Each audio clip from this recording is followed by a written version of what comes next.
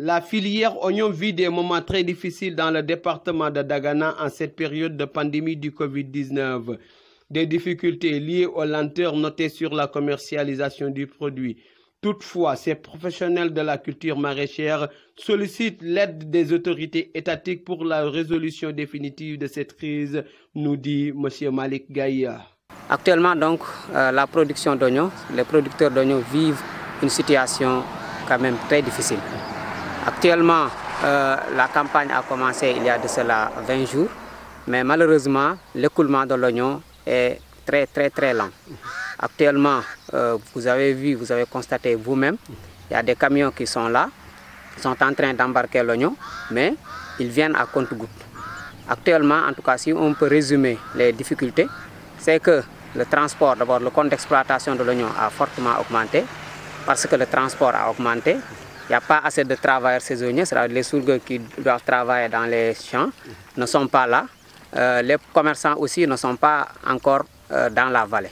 Donc cela veut dire qu'il y a énormément de difficultés. Et si cette difficulté ne sera pas réglée d'ici quelques jours, vraiment la campagne risque de tourner au fiasco. Bien sûr, on craint le pire d'ici à quelques jours. Parce que comme je l'ai dit tout à l'heure, puisque le compte d'exploitation a fortement augmenté, donc, malheureusement, l'oignon n'est pas vendu comme il faut, comme prévu. Donc cela veut dire que avec le climat, la chaleur qui va venir dans quelques jours et l'hivernage, on craint le pire. Donc vraiment, nous faisons un appel solennel aux autorités étatiques pour qu'ils nous viennent à la rescousse. Parce que actuellement, je pense que c'est la seule solution, qu'ils viennent acheter l'oignon pour l'offrir aux impactés du Covid-19.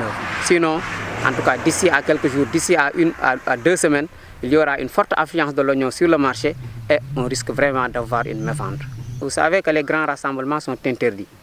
Les grands rassemblements, n'est-ce pas, prenaient beaucoup d'oignons. Actuellement, puisqu'ils sont interdits, on ne peut pas vendre de l'oignon en quantité. Donc on vend pour les ménages.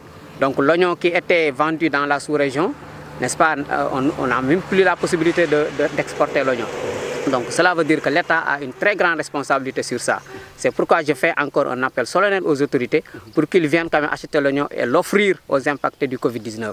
Sinon, comme je l'ai dit, on verra le pire d'ici à quelques semaines. L'État a mis en place un projet, c'est-à-dire a mis en contribution la LBA, la Banque agricole, et la Délégation générale à l'entrepreneuriat rapide.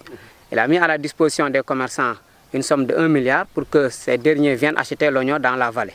Mais c'est un projet, cela n'a pas encore abouti. Donc on attend d'ici à quelques semaines, est-ce que cela se réalisera? Mais il faut l'intervention des autorités.